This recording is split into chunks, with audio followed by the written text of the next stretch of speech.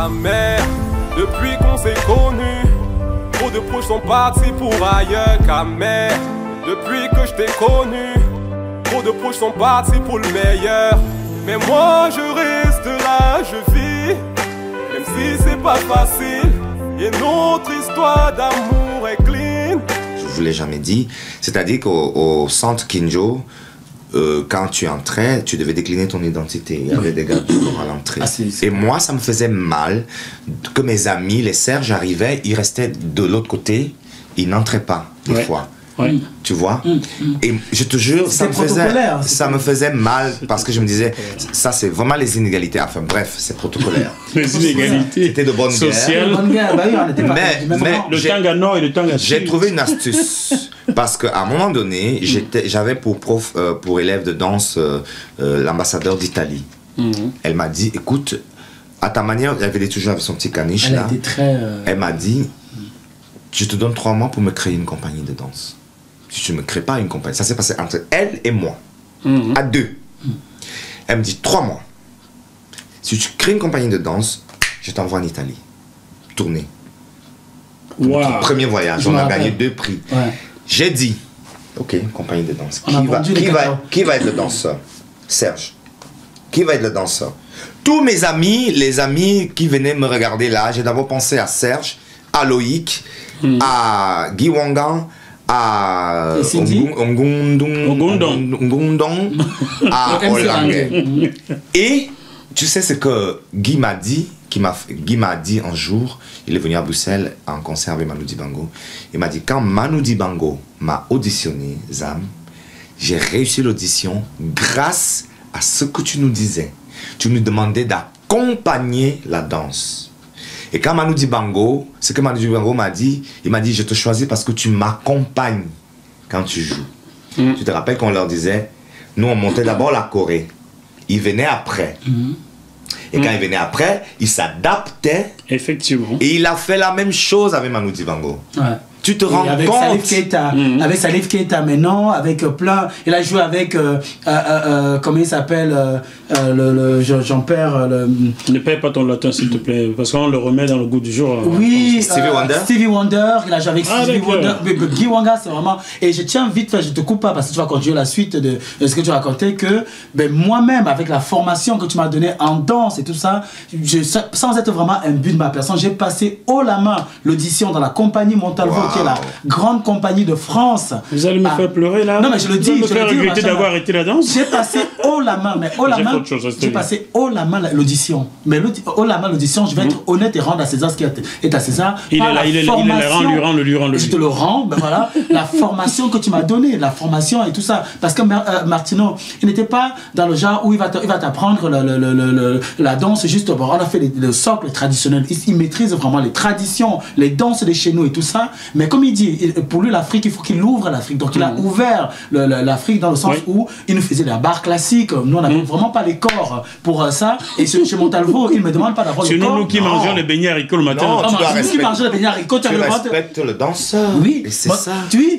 ne te demande pas d'être le danseur d'antan, le classique et tout ça machin. Tu arrêtes ton corps, mais il y a quelque chose que Martino m'a appris, que quand je suis arrivé et que tu te retrouves après avec des danseurs hors pair aussi, et que tu passes l'audition, ça veut dire que quelque part tu as eu une bonne base. Donc voilà, merci Martino. Oui, non mais c'est... Écoute, alors j'arrive en France, fort de ça, j'ai gagné un prix qui, apparemment, il y a beaucoup d'argent, j'ai jamais touché cet argent, donc, je sais pas, bref, ça s'appelait le prix, je sais pas où c'est allé, de toute façon, j'ai choisi moi de rester en Europe, donc j'assume, parce que cet argent-là, dans les dérogations et les accords de coopération entre le Nord et le Sud, il faut que l'artiste habite dans son pays. Mais moi, au Cameroun, je me sentais... étouffé un peu. Je pense qu'aujourd'hui, j'espère que le Cameroun a changé, parce que le Cameroun m'a tout donné. Le Cameroun est exceptionnel parce que il y a à la fois le Portugal, l'influence du Portugal qui a découvert le Cameroun, Riodos Camarões. Il y a l'influence de l'Allemagne, il y a l'influence de la France et de l'Angleterre. Donc c'est un pays exceptionnel qui a un potentiel, mais exceptionnel. Énorme. Mais si je peux faire un appel à mes frères africains, respectez les artistes s'il vous plaît, parce que l'art, la culture, c'est ça qui va faire à ce que les consciences s'élèvent, à ce que les gens créer des valeurs dans la société. Ça stimule l'imaginaire. Et en partant du Cameroun, il faut qu'on poursuive parce que voilà, ton arrivée en Europe, c'est en 2000. Oui, ton point de chute fut où? J'allais en venir. Arrivé en Europe, j'avais un agent qui habitait à Nice, à part Élise aussi, qui était notre manager, comme tu as dit. On est venu à un festival à Montpellier. Après, on devait tourner une collaboration avec Robin Orlen. On devait également aller en Australie pour plein de tournées. Mais il y avait cette... moi, je crois que je pensais déjà par rapport à... Est-ce que je suis en accord avec tout ça? Tout ça a été trop. Mais est-ce que tout ça... ma personne, mon individualité à moi, est-ce que je suis en accord avec tout ça? Moi, j'avoue qu'au Cameroun, à un moment donné... Tu as étouffé. C'est au-delà d'étouffer. Je me sentais plus en sécurité. À ce point. Dans le sens où il y a comme un délit de faciès. Il y avait à l'époque un délit de faciès. C'est-à-dire, on pouvait te juger par rapport au fait que tu as des tresses sur la tête. On pouvait te juger par rapport au fait que tu chaloupes un peu des hanches en marchant. Bref, il y avait comme un truc où il y avait une peur en fait. Il y avait une peur, oui.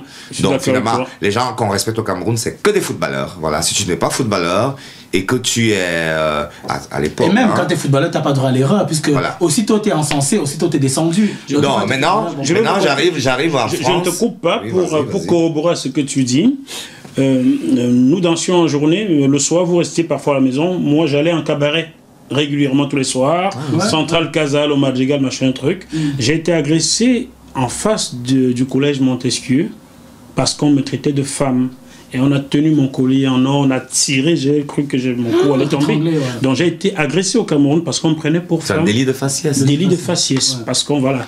Donc, je te laisse ici il y a des gens qui sont victimes de délits de faciès ici, avec tout ce qui se passe, avec les attentats et tout. Mais nous, à un moment donné, on a vécu ce qu'on appelle le délit de faciès, mais il n'y avait personne pour nous protéger. Personne. Enfin, voilà, donc j'arrive, c'est même pas, voilà, j'arrive donc...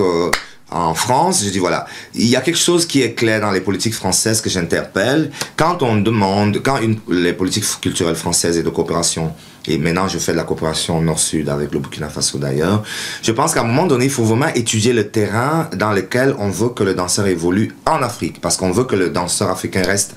À cette époque-là, la politique voulait que, avec les politiques d'immigration qui sont sélectives et blablabla, après l'immigration, je respecte, c'est un sujet très sensible, mais à l'époque, c'était développer un artiste chez lui. Alors, un artiste chez lui, ça veut dire un artiste au Cameroun, ça veut dire un artiste populaire au Cameroun. Et c'est devenu parce qu'il y avait une seule chaîne de télévision au Cameroun, ça veut dire qu'on était exposé, ça veut dire que, et à un moment donné, est-ce que derrière, il y a les garde-fous pour vraiment protéger la personne? Est-ce que c'est juste... De toute façon, quand on expose quelqu'un à la popularité, quel que soit l'endroit où on vit, il y a déjà un problème. Mais est-ce qu'il y a les garde-fous? Puisque nous, les clients de la danse, c'est l'Europe.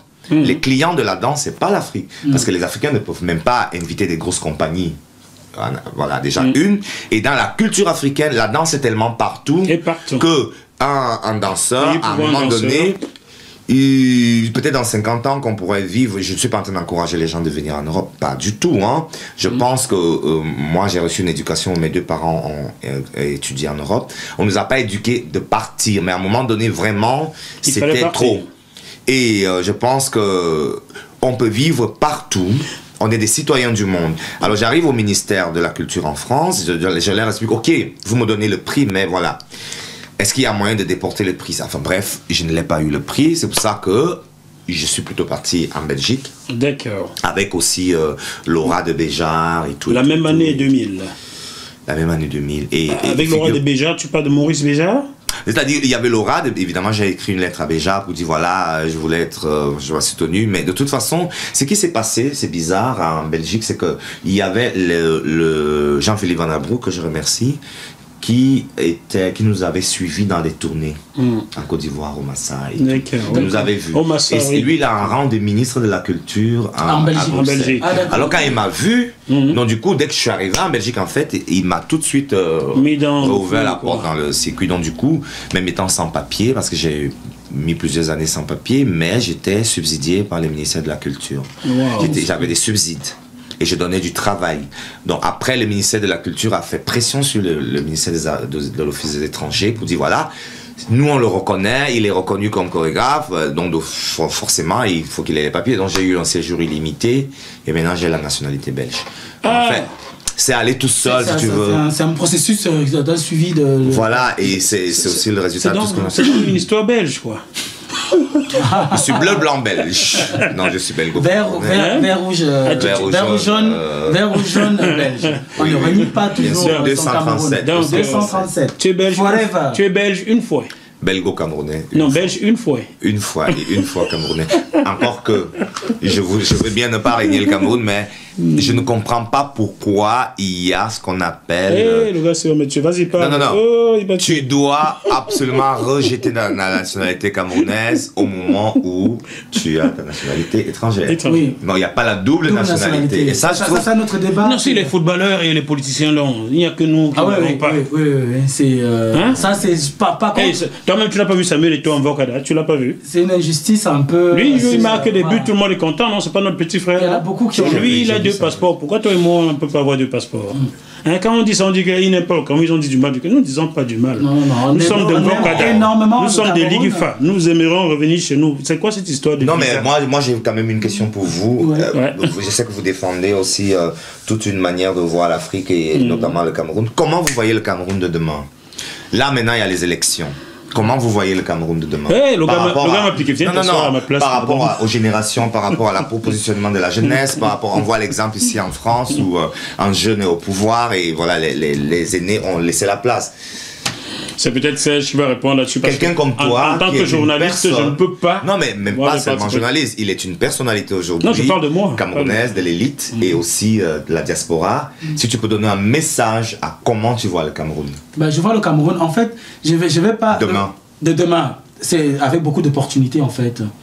Il y a un dynamisme, il y a une jeunesse qui est vraiment très dynamique au Cameroun, qui travaille, qui n'ont jamais travaillé, mais qui travaille. Il nous a fait du guerlin. Non, qui travaille encore. Je veux dire qu'il y a vraiment une ferveur. Tu sens qu'il y a quelque chose, le Cameroun bouge. Ça bouge aujourd'hui. La jeunesse bouge. La jeunesse, elle est ouverte sur le monde. Ce qui fait que on va pas régner les réalités. Il y a beaucoup de choses au Cameroun qui ne vont pas. Comme un peu aussi ailleurs, comme partout. Je veux dire qu'en France, il y a des choses qui ne marchent pas. Il y a des choses... En fait, je ne crois même pas que c'est une histoire d'âge ou bien une histoire c'est une histoire de cap. Il faut que le Cameroun soit à mesure de passer un cap. De passer un cap et de donner un cap, d'être visionnaire en fait. De ne pas revoir, mais de prévoir en fait. Alors là, ce que je te dirais là, c'est que il doit y avoir des dirigeants au Cameroun, mais je n'en connais point. Il faudrait... Pour ce grand pays, c'est un très grand pays qui a le 2e potentiel en Afrique noire. Il faut bien le savoir selon les experts, pas selon moi. Il faudrait aujourd'hui une prise de conscience au Cameroun. Et un changement radical des mentalités. Car le Cameroun que nous avions connu, nous étions gamins, à la fin des années 70, au début des années 80, mais comparé au Cameroun d'aujourd'hui, tu as mal. Tu as mal quand tu as vécu ces 2 périodes-là, tu as mal. Les valeurs ont foutu le camp. Un enfant est prêt à dire à son papa ou à sa maman, va te faire voir. À l'époque, tu ne l'aurais même pas dit à ton voisin. Tu vois, la mentalité. Et encore une fois, c'est le patriotisme qui a foutu le camp aussi.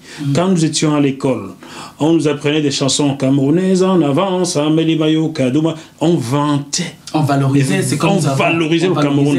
Aujourd'hui, va demander à un enfant de te chanter, t'interpréter ce genre de chansons. Parce que le Camerounais ou bien l'Africain copie et on copie mal en fait. Non seulement on copie mal, et les gens même qu'on copie, à un moment donné font un rétropédalage en fait. Parce que même en France aujourd'hui, tu vois que même leur propre jeunesse leur a échappé. La jeunesse a échappé en Europe, tout était voilà. Donc du coup, eux-mêmes ils reviennent encore à leurs fondamentaux. En fait, ils reviennent un peu dans ce qu'ils ont fait jadis et que bon ben voilà. Je voyais encore là, on parlait de la formation, de faire encore le service militaire, faire le drapeau, faire la tenue. On parle encore à savoir est-ce qu'on porte la tenue. D'introduire les langues régionales dans. Bon, pas la langue corse. Salut mes amis de Corse. Voilà. Donc, en fait, ça, pour revenir, tu poses vraiment une question, vraiment, parce qu'on a toujours pris les danseurs ou les artistes et tout ça, machin, en marche, et tout ça, machin, et qu'on ne peut pas, et qu'on n'a pas vraiment la capacité de défendre et tout ça. Moi, je parlerai vraiment dans le projet visionnaire dont tu as parlé. Le Cameroun a beaucoup de potentialités. Ce n'est pas du tout vain quand on parle comme ça, en disant le Cameroun a des potentialités, tout ça. Et alors, je reviens encore dans cette notion de cap. Il faudrait qu'on ait un cap culturel. Notre politique culturelle, elle est où en fait? On On parle toujours comme ça, mais nous où on est confrontés dans les politiques culturelles du monde. Je veux dire que là, dans la semaine prochaine, je vais en Israël. Je vais en Israël travailler avec une école de danse là-bas. Après ça, je vais en Suède et tout ça, machin. Donc nous voyons un peu comment les politiques culturelles sur ces pays, même au Burkina Faso. Au Burkina Faso, on s'était vu récemment et tout ça, machin. Donc les politiques culturelles. Dans la France où Paris on vit, ils ont établi leur vie, ils ont établi le Paris dont on parle, c'est le Paris culturel en fait. Ils te vantent leur pays, ils te vantent la cuisine, la ville, la mode, les rues, les machins, ça. Ils ont compris. Qu'est-ce qu'on vante au Cameroun là? Le football. Même le football.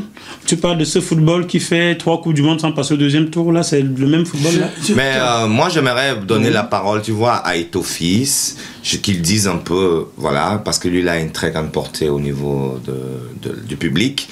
Des gens comme des Manu Dibango, les gens comme les Yannick Noah, les gens comme les... J'aimerais qu'ils viennent ici s'asseoir sur ce siège-là. Attends, lance le message, ils sont là. Bien sûr, je le dis, des jeunes comme ça qui ont cette vision-là du Cameroun, notamment, et du monde entier en général, et qui sont conscients du potentiel camerounais. Je interpelle Yannick Noah, j'interpelle Eto'o Fils, j'interpelle Manu Dibango, j'interpelle toutes ces personnalités-là, charismatiques, qui peuvent avoir un impact sur la société. Ajoute Caresse Fosso dedans aussi. Caresse Fosso, Charles Dipanda, à qui je fais un coucou. Et plein d'autres.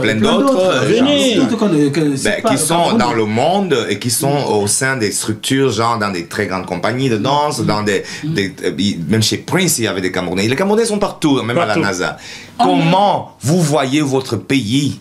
Qu'ils viennent, prenez la parole, dites des choses. Voilà. Terminer un peu vite fait un peu sur le truc. Après on attaque la musique. Oui, parce que cette vision là comme ça, nous on sait le faire. Il faudrait que le Cameroun à un moment donné, le Cameroun fasse confiance non seulement à cette jeunesse là, faire confiance à la jeunesse, donne un vent nouveau dans le truc. Il y a des choses que nous on sait faire, que nous on essaye de le faire, Tu parlais tout à l'heure de la structure culturelle que j'essaye de vouloir créer à Batoufam, qui est mon village, qui en est un lieu de résidence. Il est hors de question qu'on aille toujours avec tout ce que je respecte, la France aussi m'a beaucoup donné, que tout projet culturel camerounais se fait au centre culturel français. Et qu'à un moment donné, moi j'ai eu une prise de bec avec un dirigeant de celui qui, je ne sais même plus dans quelle année, le directeur du centre culturel français. Qui s'appelle l'Institut français désormais.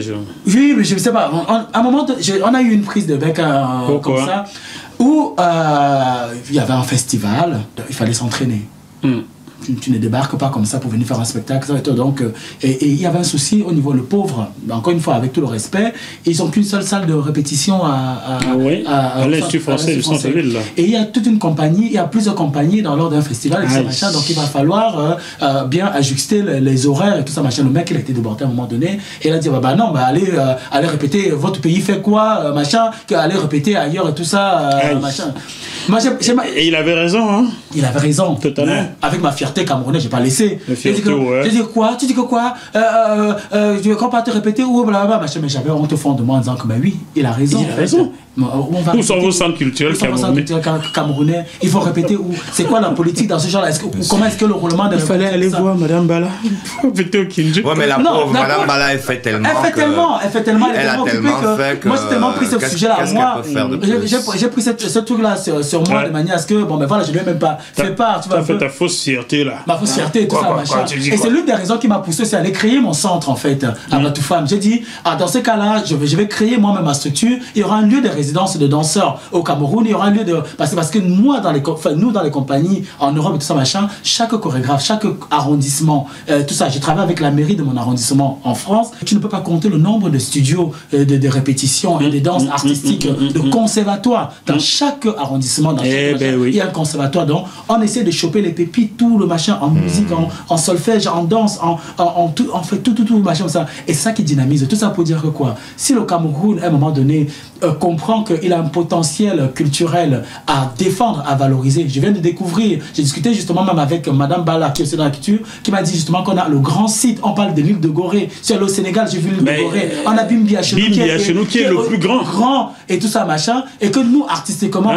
tu le sais, Martino, hein? Bimbi, c'est le plus grand site où partaient les esclaves d'Afrique. Et que je rends hommage au Cameroun au jour d'aujourd'hui maintenant, qui sont en train de faire tout un travail dessus pour machin, et qu'il faudrait que le Cameroun pense à la jeunesse, aux gens qui font les trucs culturels, de revenir là-bas, de faire des projets de spectacles, de valoriser pour que le monde entier se tourne vers le Cameroun. Merci au Sénégalais Doudou Ndiaye qui a fait le déplacement de l'ambassade du Cameroun pour expliquer ce qu'est Bimbia au Camerounais. Donc, le Sénégalais Doudou Ndiaye, merci beaucoup. Voilà, et que dans la compagnie, il y a Martiniquais, un machin qui parlait, je discutais avec, et c'était l'heure des répétitions, il dit, mais lève-toi là, tu passes ton temps à faire les Milan. J'ai dit, mais t'as dit quoi là? Il me parle des Milan. Je suis reparti dans ma langue, boulot, ma langue Betty, et je lui ai demandé, mais ça veut dire quoi Milan chez vous et tout ça, machin? Il me dit, les Milan chez nous, c'est les causettes, c'est les causeries et tout ça, machin. J'ai dit, mais chez nous, c'est quasiment pareil. Chez nous, machin. Et il me dit, ah bon, machin, il est de la Martinique. Il me dit, ça se trouve, mes ancêtres venaient du Cameroun. Ils venaient des Bimbia. Ils venaient sûrement des Bimbia. Il faut, voilà. Et nous qui avons partagé, je ramène des 15-20 personnes au Cameroun. Ils sont quelque part des ambassadeurs. Les autorités camerounaises, permettez-nous de ramener tous nos amis au Cameroun. Voilà. Ça fait rentrer des devises, ça fait marcher le tourisme, ça fait marcher l'économie. Moi, je te dis qu'il faudrait qu'on fasse vraiment les états généraux de la culture, mais de la culture en mettant vraiment les gens même qui sont dans la culture au cœur de il faudrait faire les états généraux de tout. Bon. De tout. Moi, je parle de on peut parler de musique. S'il te plaît, je pense qu'une émission ne suffit pas. Je vais revenir la prochaine fois. Parlons de la musique parce que là, le gars est tellement enthousiasmé. J'adore. C'était un vrai Camerounais. Il a voulu rendre son passeport. Bon, allez, on va parler musique. Là, c'est Martino. Alors, Zam Martino. Zam, pourquoi Zam? Mais je m'appelle Zam. Hein. Je n'ai jamais su que c'était ton vrai. Je m'appelle Ebalé Zam Martin. Je connais Ebalé, mais je ne savais pas. C'est pour ça que tu étais Zam un peu. Hein. Je ne savais pas non plus. Tu savais Ebalé? Oui, je savais, mais écoute. Bah oui. Moi, je savais pas. Bon. Je sais tout. Non, je peux me montrer ma carte d'identité. Hein. Je vais cacher l'âge, mais je peux. Non. Mais t'as pas besoin de cacher l'âge. Oui, nous connaissons. Donc, tu as choisi ton nom de famille comme nom d'artiste Zam. Mon nom de famille, c'est Ebalé. Hein. Il faut dire que tu as le prénom traditionnel qui est Zam, qui veut dire sucré, Zam, Onezam. Tu es sucré? Apparemment. Bon, on va te goûter. Et tu as donc ce que les Européens nous ont ramené comme héritage, les prénoms. Martin. Les Dupont, n'est-ce pas? Les Dupont. Mais moi, j'ai Dupont et Martin. Oh, vous êtes des vrais Français. Voilà. Martin Paul. Martin Paul. Martin Paul. Je m'appelle Ebalé Zam Martin Paul. Mais en hommage quand même à notre cher Martin Paul Samba. Martin Paul Samba, qui fut un résistant. Voilà, un noble résistant, parce que nous ne mélange jamais notre culture. Et on l'a appris à l'école, Martin Paul Samba. Martin Paul Samba qui résistait à la colonisation allemande. Allemande. Effectivement. Il fut fusillé. Il fut fusillé effectivement par... Les Allemands. Les Allemands. Bah, je crois. Enfin. Tout comme culture générale, je suis impressionné. Ben écoute, à JMTV+, on travaille nos dossiers. Aujourd'hui, c'est une émission assez spéciale. Crois-moi, depuis qu'il est chroniqueur, il travaille. Hein. Ah oui, c'est bien, la culture générale. Et je fais un peu comme tu nous faisais là. Quand il fait mal, Oui, ça travaillé. Je prends des cours. Je prends des cours de... C'est toi le chef de plateau? Bah oui, parce que je t'explique. On dit tout dans Bœuf Guillaume. Moi, j'ai dit à mon frère, c'est qu'après la danse, tu vas faire quoi? Viens faire de la télé avec moi. Parce que la danse va s'arrêter à un certain moment, n'est-ce pas? Bravo. Donc après la danse, pense à demain. Et c'est pour ça que je chante. Avec moi. Mais oui. Comme je suis un peu plus vieux que vous, donc je me suis mis à chanter depuis longtemps. Tu as atteint un niveau où tu seras forcément un expert en quelque chose. Bien sûr. Mais la chorégraphie, je vais toujours chorégraphier. Ça, c'est sûr. J'aurai 80 ans, j'aurai ma baguette là. Alors, cet album, on a compris qu'au Cameroun, tu as fait du travail avec Kembe Pessor, qu'on salue encore. Je me rappelle ton générique pour le journal de 13h tous les jours. Bien, tu as pris beaucoup de cours de chant au Cameroun. Tu es arrivé en Belgique en 2000. Et en quelle année tu décides de sortir cet album? En fait, quand je suis arrivé en Belgique, j'ai fait 3 ans de chant classique. Donc, en fait, dans mon cursus, tu as dans le chant traditionnel, avec Kembe Pessor 3 ans, et 3 ans de chant classique, vraiment assidu. Hein. C'est-à-dire qu'à un moment donné, on voulait vraiment me donner des contrats pour devenir que chanteur classique. Mais bon, la danse m'appelait encore. Donc, à part ça, j'ai quand même réalisé une quinzaine de chorégraphies en Belgique. Et maintenant, je fais aussi un travail avec le Burkina Faso. Donc, pour la petite histoire, juste pour clore cette histoire, il y a faut savoir que les centres chorégraphiques de Burkina Faso, de Ouagadougou et Sédouboro, c'est le pays burkinabé qui paye l'électricité. C'est l'État, tu veux dire. L'État burkinabé qui paye l'électricité. Bingo. Enfin bref. Donc voilà, à part ça, en fait, il faut dire quelque chose. En Belgique, il y a deux communautés. Hein. Il y a la communauté néerlandophone et la communauté francophone. Bien, les Wallons et les Flamands. Les Flamands sont considérés comme les minorités linguistiques dans le monde. Beaucoup de gens dans le monde ne parlent pas flamand. Néerlandophone. C'est pour ça que quand Serge a publié son truc sur Facebook, j'ai bien rigolé, mais ça m'a fait plaisir parce que il y a un centre culturel que tu dois venir visiter en Belgique, ouais. Qui est un centre culturel qui défend les minorités linguistiques. D'accord. C'est-à-dire qu'ils soutiennent tout ce que les gens font avec les minorités linguistiques. Donc, un jour, j'étais en train de répéter en solo dans ce centre culturel. Il y a quelqu'un qui m'a entendu chanter parce que je chantais dans le solo. Il a dit, mais dans ta technique vocale, il y a plein de techniques. J'entends la technique classique, j'entends la technique jazz et machin. C'est quoi ce truc-là? C'est quoi cette voix? Je lui ai un peu expliqué, il s'appelle Paul Vandenberg. C'est donc lui qui m'a vraiment porté au niveau musical, c'est-à-dire que j'ai obtenu ce qu'on appelle une résidence, parce qu'en danse aussi on peut obtenir des résidences. Moi j'ai obtenu une résidence de 5 ans dans ce centre culturel qui s'appelle le Piano Fabrique. Et je donnais des cours en boulou, en chant boulou, et ils m'ont aussi donné l'occasion d'avoir un studio d'enregistrement et ils m'ont produit cet album. En quelle année? En 2010. L'album a été produit en 2010, celui-là. Pour moi, cet album-là est un peu comme une carte de visite. Hein. C'est pas un album. Ce n'est que l'année passée que j'ai commencé à faire la promotion au Cameroun. Pourquoi la promotion au Cameroun? Moi, je crois en l'Afrique. L'Afrique, c'est le continent de demain. Moi, je préfère faire mes promotions en Afrique, c'est bizarre ce que je dis, hein, au Cameroun, que de les faire ici. C'est fou. Hein. Parce que tu as 80% de la population, c'est de la jeunesse. Tous utilisent les smartphones. Et ce que tu fais là maintenant, c'est les smartphones. Donc adressons-nous à la population jeune. La télévision, c'est vieux. C'est vieux. En fait. Donc ce que tu fais, c'est l'avenir. Donc merci. maintenant, ce que je fais, il y a 2 jeunes que je soutiens là-bas à monter leur société de promotion d'albums et tout. Ils sont 2, Honoré Pascal Zé, qui travaille aussi à la radio, et Franck Malouma. Et ces 2 jeunes-là, ils ont toutes les rentrées dans les sites de téléchargement qui font qu'à un moment donné, tu te retrouves juste dans une visibilité beaucoup plus vite, qui va beaucoup plus vite et boostée. Oui. Donc vraiment, cette promotion, je l'ai faite et alors après ça, j'ai décidé de sortir un single sur la paix parce qu'au Cameroun, c'est les élections. Le single qui sort bientôt. Il est sorti au Cameroun en sortie officielle le 11 février. Le 11 février. Symboliquement la fête de la jeunesse. Et ça fait un tabac.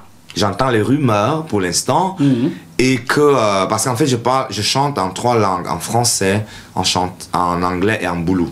Et je parle de la paix. Ce que je dis dans la chanson, c'est la paix. Pour faire la paix, on a besoin de toi, de moi, de lui, de nous, de vous.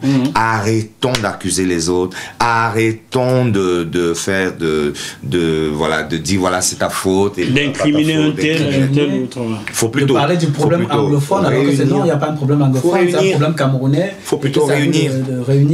Faut réunir. Faut pardonner. Il faut avancer ensemble. Il faut voilà. Donc cette chanson-là, finalement, les gens sont en train de la reprendre encore. Alors, dans ce single, il y a combien de chansons? Le single, il a une chanson, mais le 12 avril, j'annonce la sortie de mon album. C'est l'album, dont le second album sort le 12 avril. Oui, et d'ailleurs, merci à tout le monde qui m'a soutenu aussi. Merci à Guy Wangang qui me donne beaucoup d'encouragement aussi. Merci à René Calvin qui a certainement joué là-dedans. René Calvin qui a fait la basse. René Calvin, toi tu es partout désormais. Hein? Calvin, il est de chez moi et il me soutient beaucoup parce que je suis entouré de beaucoup de musiciens européens, dont lui, il est vraiment la part authentique et traditionnelle. Ouais. Surtout, lui, il a gardé quelque chose de formidable. Même quand il fait du jazz, on retrouve son identité culturelle dans son jazz. Oui. C'est ce que je lui ai dit dans son émission d'ailleurs. Hein. C'est quelqu'un de formidable. Donc je suis chanteur, mais je veux dire, Serge lui sait que je chantais depuis longtemps. Mais les gens me disent maintenant, ah oui, mais t'es chanteur, on savait pas. En fait, je suis chanteur, danseur et chorégraphe, mais j'ai envie de dire, le dernier clip que j'ai fait là, c'est un clip qui réunit tous les trois. Je l'ai vu, hein, une belle chorégraphie. Hein. Et on aura besoin de toi justement pour l'Afrique de demain dont tu parlais, pour pouvoir faire des formations. Je t'ai invité quand le centre sera terminé pour venir faire former des jeunes comme tu m'as formé. Tu seras aussi dans la transmission. Même Jackie aussi oui, je vais venir. J'ai entendu ton appel. Je n'ai pas le courage de créer une structure comme vous l'avez fait. C'est votre mission. C'est notre mission. Il y a toi, il y a Lazare, il y a Oliver. Il y a la structure qui est là. Il y a Elise Mbala. Et on a besoin créer des structures. Moi, je viendrais juste. On imite toujours quelque chose qui est bien. Moi, j'ai vu dans les pays où je suis parti l'importance et l'impact de la culture en fait. Moi, j'ai vu au Burkina Faso, Sénégal, à l'école, enfin tous les écoles de danse un peu partout. Et je me suis dit, mais pourquoi pas nous? Je suis allé au culot, hein, j'ai pris tout, j'ai créé ce centre-là, Batou Femme. Et tu viendras, Jackie aussi, machin, les comédiens et tout ça feront. De toute façon, on en parlera au moment le moment viendra, on en parlera. Ne pleurons pas tant qu'il n'y a pas le deuil. Non, voilà, ça c'est. Ok. Proverbe bamileke, on ne pleure pas quand il n'y a pas le deuil. Voilà. Donc, toi alors, tu as fait. Il y a ceci en commun entre toi et moi. Tu es arrivé, tu as fait du chant. Non, pas chant lyrique. Classique, c'est ça? Moi j'ai fait du chant lyrique. C'est la même chose. C'est la même chose. Vous appelez chant classique en Belgique. Le wallon et le français, c'est bizarre, même si c'est nous sommes allés à la boulangerie, il a vu, c'est pas moi, les croissants, il a appelé les Twix, il a appelé les Twix, alors que je suis dans la boulangerie en France, ça s'appelle, je sais pas trop quoi. J'ai fait 3 ans de chant lyrique, et j'ai fait du cinéma. Oui. J'ai joué, le dernier film dans lequel j'ai joué, c'est Anthony Zimmer, avec Sophie Marceau et Yvan Attal. Et après, j'ai arrêté tout pour aller à l'école de journalisme. Et depuis, je baigne dans le journalisme. Et tout récemment, quelqu'un a écouté une de mes maquettes et m'a dit: tu attends quoi? Voilà comment je me retrouve en studio avec Sami Massamba, tout simplement. C'est ce que j'ai écouté d'ailleurs. C'est que tu as écouté. Quand je t'entends parler, on peut entendre l'intonation de la voix. Il a une voix qui. Toi aussi, hein, tu peux chanter. Hein. En fait, tout le monde peut chanter de toute façon. Donc, de toute façon, je voulais dire. Officiellement, le second album sort dans le 12 avril. Et j'ai appris que je suis lauréat pour un prix de la diaspora et que je gagne un autre. Je ne peux pas le dire. C'est où ça? Dans le bœuf bourguignon, on dit tout. Je ne sais pas. Bref, il y a ce prix-là et aussi symboliquement, la sortie de cet album, c'est pour aussi annoncer que vous me verrez souvent ici à Paris. Parce que forcément je vais faire le gros bazar de la promotion à Paris dans les radios machin et tout ça, et parce que voilà, je m'assume un peu plus comme chanteur. Il faut dire, quand tu m'entendais chanter au Cameroun, je n'assumais pas encore Bon, on n'assumait pas grand chose non plus donc maintenant nous assumons ce que nous sommes. Donc à l'époque on se connaissait pas, il faut dire. On se connaissait pas. Non, mais personne ne nous mettait en valeur, à part les personnes comme Elise, comme Madame Baïha, comme nos parents qui nous adoraient, qui nous avaient... Et qui prenaient sur eux même encore. Je crois que ça n'a pas toujours été facile pour eux. Et donc, ils prenaient vraiment sur eux et tout ça, machin. Et qu'on leur rend vraiment hommage, vraiment. Et il faut être honnête, il faut toujours dire que tu n'es rien sans le socle familial. La famille est vraiment très importante. Je veux dire qu'on peut tout te faire à l'extérieur. Les gens qui ne te connaissent même pas, encore même les gens qui ne te connaissent même pas, ne gagneront même pas en te faisant du mal ou en faisant machin. Mais tout ça pour dire que si même dans ton socle familial, tu perds pied, t'es un homme foutu. Donc la famille est vraiment importante en fait. Je veux dire qu'on doit l'amour de la famille doit vraiment te booster de manière à aller conquérir le monde en fait. Le monde. Bien sûr, c'est comme une bénédiction. Voilà. Mais après la famille, tu as plusieurs familles. Hein. Moi je sais que je suis voilà, pour la petite histoire, tu le sais, je suis bouddhiste depuis longtemps. Il y a ce qu'on appelle les 5 orientations éternelles. Je ne sais pas si je vais me rappeler de tout, mais je sais qu'il y a la bonne santé, il y a créer une famille harmonieuse, il y a la victoire absolue, parce que dans la vie, il y a des hauts et des bas, mais c'est de gagner in fine. Et oui, donc celle-là que je préfère vraiment, c'est fonder une famille harmonieuse. Après, fonder une famille harmonieuse peut vouloir dire s'entourer des amis, parce que des fois on est de bonnes personnes. Et les amis, des fois tu dis à des amis des choses que tu ne peux même pas dire à ta famille. Bien sûr. Dans la famille, ta famille, tu peux la recréer quelque part. Donc vraiment, la famille harmonieuse est le socle, parce que quand on dit on veut faire la paix dans le monde, la cellule pour créer la paix est celle-là avec laquelle tu interagis, avec les personnes avec lesquelles tu interagis. Parce que si tu n'es pas capable de créer la paix avec les personnes avec lesquelles tu interagis, qu'est-ce que tu vas aller faire? Qu'est-ce que tu vas créer? Je suis parti me dire que avoir quelqu'un même et tout, dans son comportement, dans sa manière de faire, dans son truc, peut te donner déjà l'impression de quelle famille, ou bien de quelle éducation, bien quel entourage même et tout. Voilà. C'est ça qui te moule. C'est ça qui te fabrique en fait. Ça te moule carrément. Ça te moule. C'est le milieu dans lequel tu vis. Alors, il va falloir terminer cette émission car tout se termine. Même si on pourrait rester là 2 jours. Ah ça, c'est pour ça qu'on a dit des choses à dire. C'était une émission spéciale. C'est spécial. C'est une causerie. C'est une causerie. C'est une causerie. On va vraiment dire aux téléspectateurs, on est vraiment ému et content. Parce que GMTV Plus aujourd'hui a fait la causerie. Oui, mais c'était professionnel quand même. C'était professionnel, mais c'était voilà, une causerie professionnelle, on va dire. D'ailleurs, c'est comme ça que le bœuf bourguignon naquit avec Jean-Pierre Essommet que je salue il y a 3 ans dans cet appartement. Salut voilà. Jean-Pierre Essommet. Il chante toujours. Il chante toujours, mais il n'y a plus d'Aratatata-Chop d'Aïe. C'est fini ça.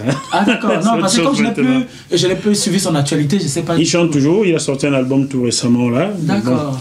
Et toi, ton livre Jean-Pierre Essommet, Jean-Pierre Essommet qui avait récupéré tes danseuses aussi, que tu avais formées. Tu sais, la danseuse qui dansait aussi avec Petit Pays, qui était partie. Coco qui était partie faire un accident au Bénin et qui était morte. Ah! Tu oublies, Martino. Tu as formé les danseurs qui ont dansé avec Petit Pays. Il ne peut pas avoir toute la mémoire, laisse-moi la mémoire. Bah oui, mais toi tu as une bonne mémoire. Tu te rappelles Coco avec qui tu Coco Charlotte de son vrai prénom. Tu nous as formés qui habitaient, je sais pas tout où. Colmessin. Belle. Colmessin, grande de taille. Très très belle fille qui danse dans les clips de Jean-Pierre Essommet et de Petit Pays. Et c'est toi qui nous as formés à l'époque. Pour ceux qui ne s'en souviennent pas, vous regardez la chanson Petit Pays. Mako, ayo, Mako, là où elles sont en vert ou jaune là. La plus grande de taille, les longs rastas. Elle a dansé dans Malinga, de Jean-Pierre Essommet, elle a dansé dans... Voilà, c'est ça. Tout ce qui a suivi en 97. Là, Martino ne se rappelle même plus de tous les gens qu'il a formés en fait. Parce qu'à un moment donné, il y avait tellement de monde, beaucoup de monde qui venait. Plus de 30. Il nous a tellement vus que mon Dieu. Il nous a tellement vus et tout ça. Il nous a mené à la baguette. Et sur plusieurs années en plus. Oui, il y avait peut-être 3 générations. Mais celui qui a vraiment... qui a pris, c'était moi. Je peux te dire que... Ah bah le résultat Martino ne me faisait pas de cadeaux. Voilà, c'était... Je savais même pas pourquoi. Au départ, j'avais l'impression même qu'il me détestait. Tout ça, parce que rien n'allait, c'était machin. Mais à la j'ai compris que c'était vraiment la formation. Déteste-le encore plus. Non, je le dis, c'est le cas. Mais écoute, Serge, il est arrivé à une période en plus, je me disais, écoute, celui-là, j'ai promis l'amener quelque part. Alors, je me suis retrouvé au Kinjo avec, je sais pas, une centaine d'élèves, plus de 100 élèves. Comment tu voulais que moi, une personne, puisse donner les cours? Moi, j'étais dans l'urgence aussi de te former. C'est ça, c'est pour te dire. Et ma partie de mon salaire, je donnais là-bas. Enfin bref, je sais pas comment était en ça. Et vraiment pour le dire maintenant, Martino que tu vois là, il est d'une générosité incroyable. Moi, je venais comme ça, je n'avais pas un sou.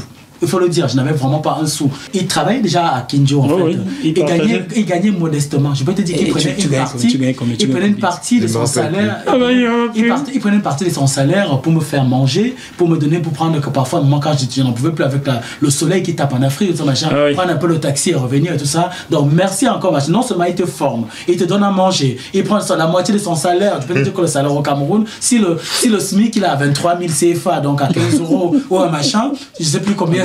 Il fallait pas le dire. Non mais c'est pour donner, c'est pour rendre vraiment hommage en fait. Ouais, je comprends. Donc du coup, voilà, merci Martino. Merci, ça me faisait faire le régime. Bon, on va terminer là comme ça. Bon. Merci à vous. Et bon, allez pour terminer, je vais te dire quelque chose. Nami Orengekyo. Oh, voilà. Comment il a appris ça? Et lui, il est toujours entouré de ça, je suis certain. Bah oui, des gens, justement, entourés des gens de bouddhisme et tout. Voilà. Non, mais tu es déjà Bouddha, tu n'as pas besoin d'être bouddhiste. Il est quoi, le boudin? Je suis déjà Bouddha. Moi, j'aime bien le manger, le boudin. Non, il est Bouddha. D'accord. Chers téléspectateurs du bœuf bourguignon de Jackie Moifo, si cette émission vous a plu, ce dont nous sommes certains sans être nombrilistes, dites-le aux autres et surtout partagez les deux jeunes gens du Cameroun qui sont trop sur les réseaux sociaux là. Tu nous les as cités, ils s'appellent comment? Honoré Pascal Zé et Franck Malouma. Honoré Pascal Zé, Franck Malouma. Partagez, distribuez partout, n'est-ce pas? Et si cela ne vous a pas plu, ce qui m'étonnerait beaucoup, venez nous le dire, n'est-ce pas? On se retrouve sur ce même plateau dans quelques jours avec d'autres invités. Je ne vous donne pas encore le nom, mais vous aurez des très très bonnes surprises dans quelques jours encore sur ce plateau. Merci à toi, Martino. Merci à vous deux. Ça m'a fait plaisir de te revoir en te recevant en même temps. Merci à toi, Sergio. Merci, Jackie. Et merci pour ce poisson bourguignon. Ah oui, il était très bon, le poisson. Il était vachement bon. Mais il n'est pas fini, il faut le finir. On le finira. Et comme disait quelqu'un, je vous verrai. Bye bye. Bye bye. Merci.